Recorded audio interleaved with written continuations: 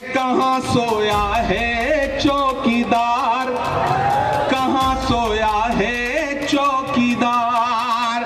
Gas cylinder की कीमत भी 1000 के पार। मैं घूमा हूं पूरा गुजरात, सोमनाथ से लेकर के कच्छ से लेकर के अमरेली से ले। अच्छे दिन तो अंबानी अडानी को मुबारक हो,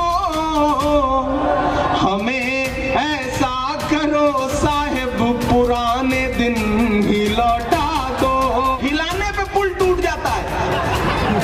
ये है गुजरात के विकास का सच। मोदी जी ट्रेन को हरी झंडी दिखा के रवाना करते हैं, ट्रेन आगे बढ़ती है, भैंस से टकराती है, भैंस नहीं मरती, ट्रेन का इंजन टूट जाता है। ये है गुजरात के विकास का सच। सोच रहा हूं मैं किसी दिन संसद में भी खड़ा होकर ये नज्म उनको जरूर सुनाऊंगा। जो हर जालिम से टकराएगी वो आंधी बनाऊंगा, नए अंग्रेज आए हैं नया गांधी बनाऊंगा। दुआ करिए मेरी आवाज में इतनी ताकत आए कि मेरे सामने प्रधानमंत्री जी बैठे हो और मैं पार्लियामेंट में खड़ा होकर उनसे सवाल करूं कि प्रधानमंत्री जी, आपके विकास का ढिंढोरा पूरे देश में पीटा गया और गुजरात के विकास का सच जानना है तो मुझे सुनो। आप तैयार रहना बैजलपुरा वालों कि रेल बिक गई, तेल बिक गया, बिका हवाई अड्डा, सब कुछ बिकता देख के खुश हैं अपने जेपी नड्डा। नेशनल पिलर, राष्ट्र सर्वोपरि। मेरी माओ बहनों, आपको याद होगा नरेंद्र मोदी जी का वो नारा कि ना खाऊंगा ना खाने दूंगा। तो इस नारे में जो पहला शब्द है कि ना खाऊंगा, वो तो वो भूल गए, लेकिन ना खाने दूंगा ये उनको याद रहा और वो पूरे देश को खाने नहीं दे रहे। महंगाई का आलम ये करके रखा है कि आप ये सोचें कि रसोई में गैस सिलेंडर जो है वो सही से भरवा सके तो किसी आम आदमी की हिम्मत नहीं रह गई। अब 1100 रुपए के पार पहुंच गया गैस सिलेंडर, जो कांग्रेस की सरकार में 400 रुपए का बिका करता था। डीजल पेट्रोल 55 रुपए 58 रुपए लीटर बिकने वाला डीजल पेट्रोल कांग्रेस की सरकारों में आज 100 रुपए के पास पहुंच गया। और मौजूदा सरकार ये कह रही है कि हमने देश को अच्छे दिन दिए। ये कैसे अच्छे दिन है भाई? मैं तो ये अच्छे दिनों को देख करके शायर हूं तो हर जगह जाके ये 4 मिसरे पढ़ता रहता हूं कि मोहब्बत भाईचारे के दीवाने दिन ही लौटा दो। मैं सीधे उन्हीं से कह रहा हूं कि मोहब्बत भाईचारे के दीवाने दिन ही लौटा दो, वो सस्ती दाल सब्जी के सुहाने दिन ही लौटा दो। ये अच्छे दिन तो अंबानी अडानी को मुबारक हो, हमें ऐसा करो साहिब पुराने दिन ही लौटा दो, हमें ऐसा करो साहिब पुराने दिन ही लौटा दो। कि ये चुनाव बहुत अहम चुनाव है। इस मुल्क में 2 ताकतें हैं। एक ताकत वो है जो सोचती है कि मुल्क उसकी तानाशाही से चलेगा, मुल्क उनकी मर्जी से चलेगा, लेकिन एक तरफ वो ताकतें खड़ी हैं जो ये कह रही हैं कि मुल्क डॉक्टर बाबा साहब भीमराव अंबेडकर के संविधान से चलेगा, जो ये कह रहे हैं कि मुल्क महात्मा गांधी के विचारों से चलेगा, मौलाना आजाद के सपनों से चलेगा, ये मुल्क पंडित जवाहरलाल नेहरू के ख्वाबों से चलेगा। और उसी मिशन को लेकर के, उसी ताकत को लेकर के, नफरत के खात्मे के लिए एक शख्स है जो पिछले 83 दिन से हर रोज 25 किलोमीटर पैदल चल रहा है कन्याकुमारी से कश्मीर तक, जिसका नारा क्या है कि नफरत छोड़ो भारत जोड़ो।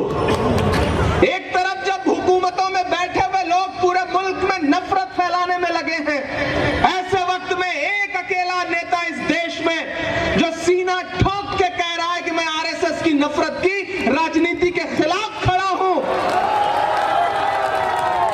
मैं देख के आया हूं उस यात्रा को, मैं शामिल रहा हूं उस यात्रा में, मैं चलता रहा हूं उस यात्रा में।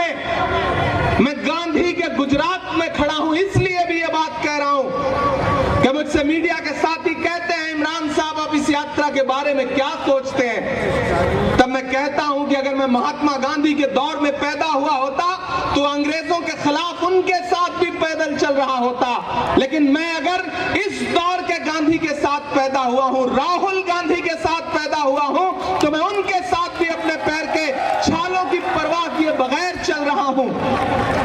जो हर जालिम से टकराएगी वो आंधी बनाऊंगा, जो हर जालिम से टकराएगी वो आंधी बनाऊंगा। नए अंग्रेज आए हैं, नया गांधी बनाऊंगा।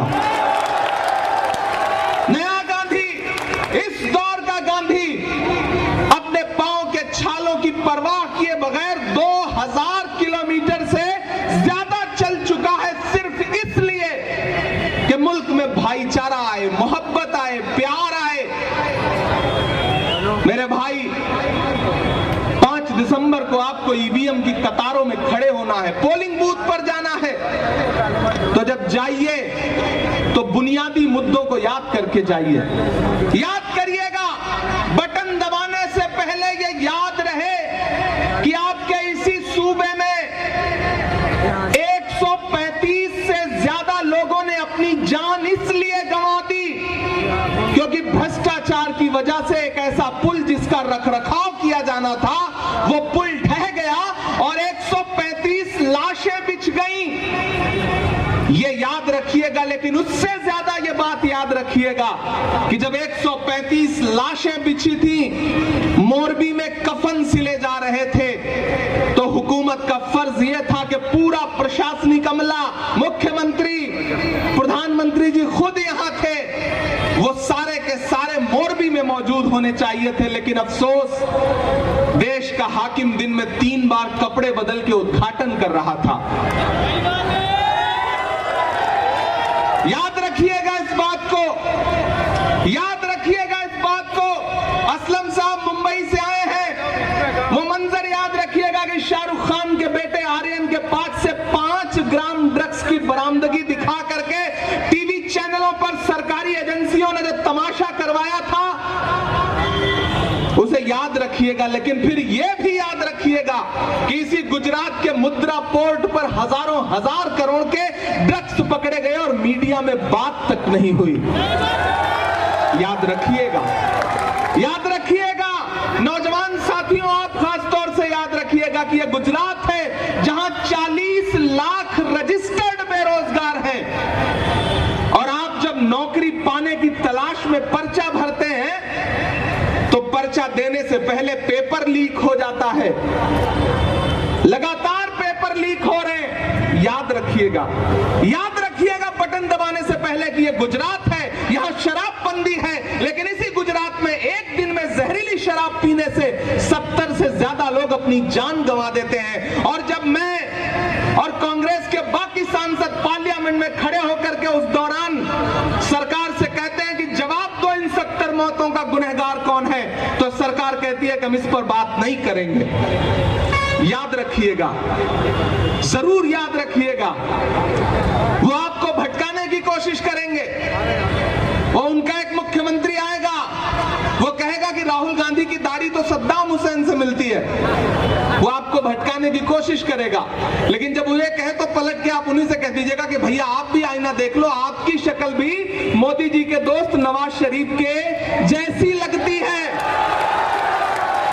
उन्हें कह दीजिएगा। मुद्दों पे डटे रहिएगा, पूछिएगा कि महंगाई कैसे बढ़ गई। आप तो कहते थे कि मैं चौकीदार हूं, मेरे हाथ में देश की तिजोरी सौंप दो, मैं खजाना नहीं लूटने दूंगा। लेकिन मेरी माओ बहनों, ये याद रखिएगा कि आज से 6 साल पहले एक दिन टीवी चैनलों पर वो नमूदार हुए और उन्होंने कहा कि भाइयों बहनों, आज से 500 और 1000 का नोट बंद। जानते हैं क्यों? क्योंकि आपने अपने पल्लू में छुपा करके, रसोई में आटे के डब्बे में छुपा करके जो थोड़े बहुत पैसे रखे थे ना घर वालों से, ताकि बच्चों की किसी मुसीबत में काम आए, उस पैसे को आपसे छीन के बैंक में जमा करवाना था ताकि अपने उद्योगपतियों, दोस्तों का कर्जा माफ किया जा सके, आपको लूट करके अमीरों की तिजोरी भरी जा सके। याद रखिएगा, तब जाइएगा और वोट करिएगा। मैं तो डबल ऐलान चारों तरफ सवाल करता हुआ फिर रहा हूं। डराने की कोशिशें की जाती हैं, आवाज दबाने की कोशिशें की जाती हैं। कहा गया है, सुना गया है, कोई न बोले। ज़बां दराजों को मशवरा है, कोई न बोले। अजीब लुकनत पसंद हाकिम से वास्ता है, जो चाहता है, जो सोचता है, कोई न बोले। लेकिन मैं बोल रहा हूं, क्योंकि मैं इसलिए जिंदा हूं कि मैं बोल रहा हूं। दुनिया किसी गूंगे की कहानी नहीं लिखती। याद रखिएगा कि जब प्रधानमंत्री जी लाल किले की प्राचीर पर खड़े होकर के महिला सम्मान, महिला सुरक्षा का भाषण दे रहे थे, तो उसी दिन, उसी के 2 घंटे बाद इसी गुजरात में भारत की एक बेटी बिल्किस बानो के बलात्कारी रिहा किए जा रहे थे। याद रखिएगा। अभी 7 दिसंबर से पार्लियामेंट का सेशन शुरू होगा। दुआ करिए मेरी आवाज में इतनी ताकत आए कि मेरे सामने प्रधानमंत्री जी बैठे हों और मैं पार्लियामेंट में खड़ा होकर उनसे सवाल करूं कि प्रधानमंत्री जी, मैं तो हिंदी साहित्य का विद्यार्थी रहा हूं, मैं तो संस्कृत का एक सूत्र वाक्य पढ़ा करता था कि यत्र नार्यस्तु पूज्यन्ते रमन्ते तत्र देवता। जहां नारियों की पूजा होती है वहां देवता निवास करते हैं।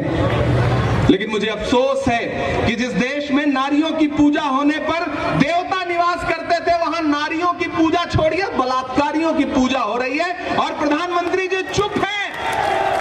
भारत की बेटी के लिए उनके पास एक शब्द नहीं है बोलने के लिए।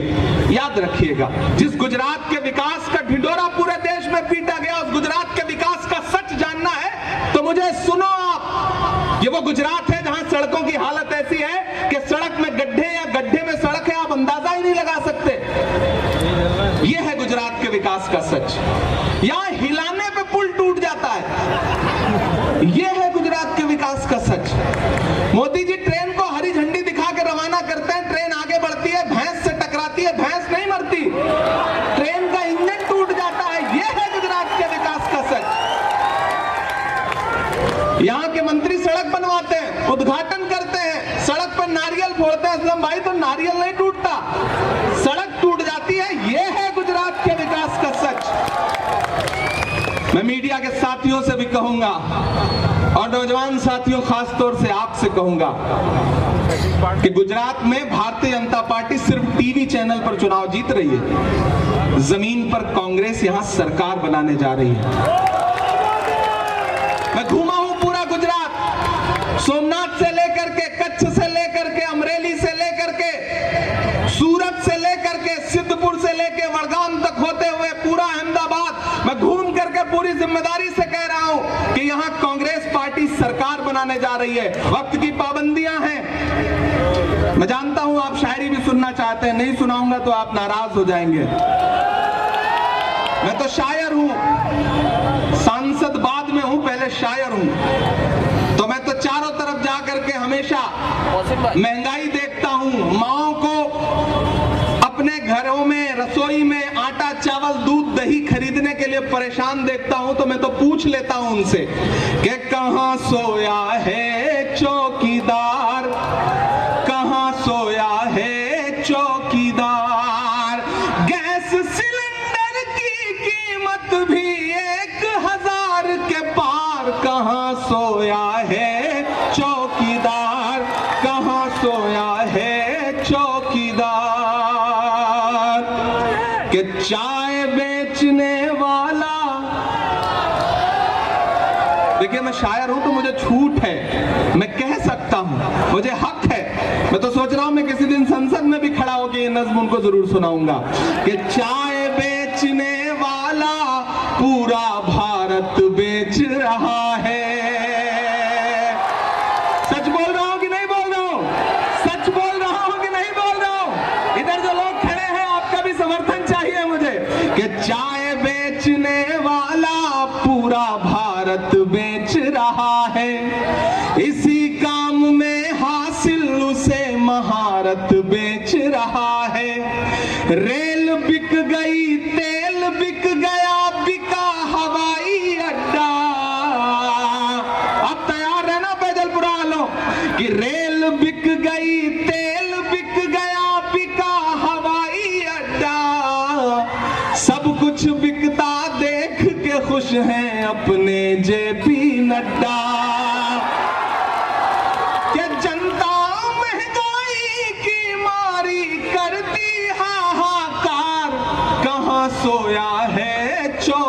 यार कहाँ सोया। राजू भाई शुक्रिया, बहुत मोहब्बत।